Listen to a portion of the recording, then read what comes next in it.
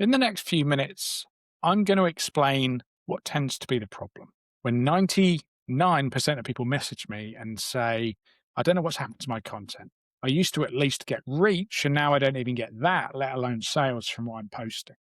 And this is a message I got actually from a guy this morning. And it prompted me to think, okay, maybe once a week I should upload a raw video like this and share it with you guys so that I can go deeper on topics that are actually going to help you. Now, he messaged me and said, what am I doing wrong with my content? Can you have a quick look? I said, yeah. And I looked over it. Now, when I looked at his follower count, he had more than 70,000 followers. And when you go to look through his reels, that none of them in the top section I looked at had passed 3,000. And that's because Instagram has changed, because it's had to change. Social media's had to change. We're no longer in the age of your follower count or your popularity dictating how many views you get. We're kind of moving out of the era of social media into the era of interest media. And this is quite an opportunity for anyone that wants to create content on Instagram, because what it means is it doesn't matter how many followers you've got. It doesn't matter how big your account is. You're able to get as many views as the next person. Okay. Now, there are going to be the 1% of the 1% who are so famous, have so many followers, they could put up a video of their toe or them cutting their toenail, and it's just going to go bananas. But the thing I want you all to understand is that you don't need to go bananas to achieve what you want. In fact, if you're shooting for millions and millions of views, high chances are that you've fallen into the trap of creating entertainment-based content rather than thinking deeply about the person you're actually trying to get in front of. So I'm all for as much reach as possible. But I can tell you, the last 30 days, and I've only been posting again for maybe 7 weeks. The last 30 days, I think I've had, maybe 180,000 views on Instagram, and I've got, 130,000 followers. Well, that's kind of perfect for me, to be honest, because I run ads, and what it means is when you have a decent base of views, if the content is aligned with strong messaging that positions you in the right way, even 10% of what I get, 17,000 views, can be incredibly profitable. Okay, so I make multiple sales most days. Okay, it's very rare that a day goes past that I don't make any sales. And it isn't because I've got 130,000 followers. Okay, yes, getting out of probably the 1,000 follower gap is going to position you more appropriately, because people don't understand that follower account doesn't necessarily correlate exactly to how much knowledge you've got. Okay. So, and that's coming from someone with a lot of followers. Just because you've got a lot of followers doesn't mean you're an expert. It just means you've got a lot of reach. Okay. And a lot of people out there are creating videos for this goal.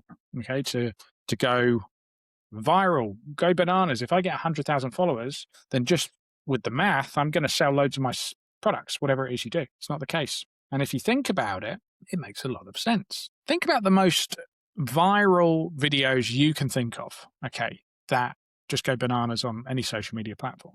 All of them have the same thing in common. They're easy to consume, they're highly shareable, and they don't take too much energy to consume.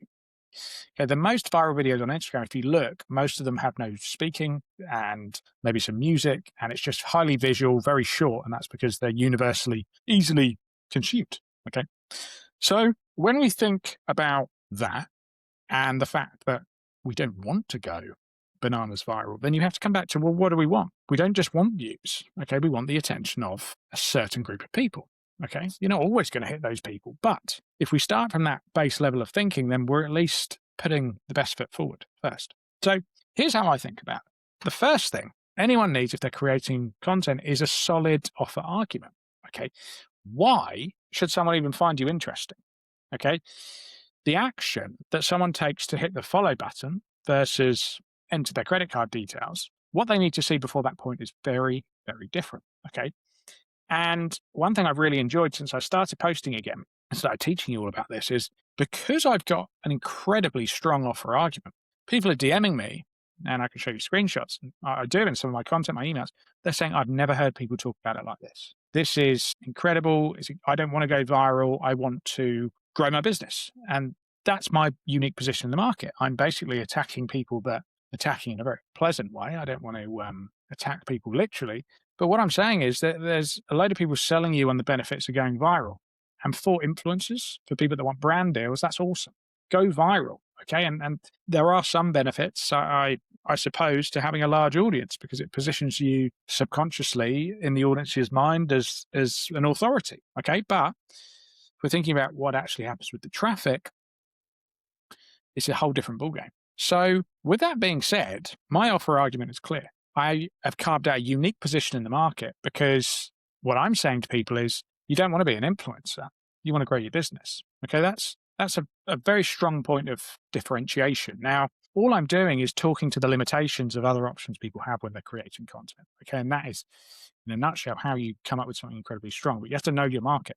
Once you've got that and you understand who it is, well, you need to be able to get in front of them. Okay, so we do need to understand content containers, and I'll do another video on content containers. Let me know if you want me to do that.